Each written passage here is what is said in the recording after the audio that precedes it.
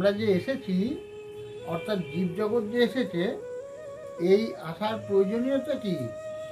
উত্তরে ঠাকুর বলছেন, আমরা যে এই পৃথিবীতে এসেছি বা জীবজগৎ এসেছে, কেউ আমরা আসিনি।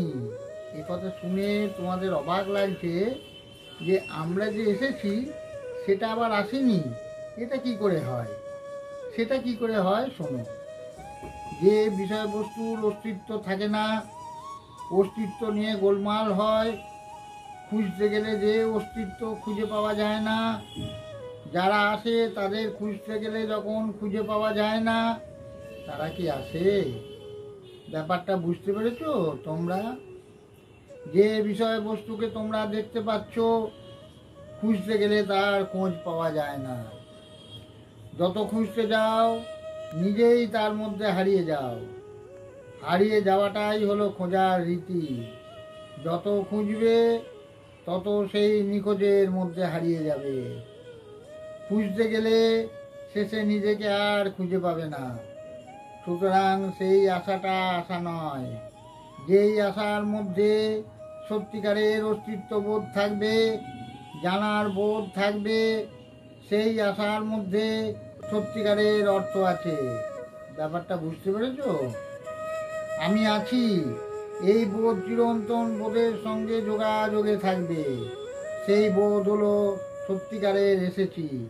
আর সেই বোধ যদি না থাকে তবে আমরা আসিনি। আমি এসেছি বলে যেটা মনে হচ্ছে, খুঁজতে গেলে যেটাকে খুঁজে পাওয়া যায় না, সেটা যেমন তোমরা রেডিও শোনো, যে ব্যক্তি বলেন সেই ব্যক্তি যেমন তোমাদের কাছে আসেন না, সেই ব্যক্তি বিলাতে বসে কথা বলছেন, আমরা এখানে বসে কথা শুনছি, কিন্তু তাকে তো আর পাচ্ছি না। কিন্তু তার কথা শুনতে তো বাধা নেই। কথা যেমন আসে, ব্যক্তি সেরকম আসে না।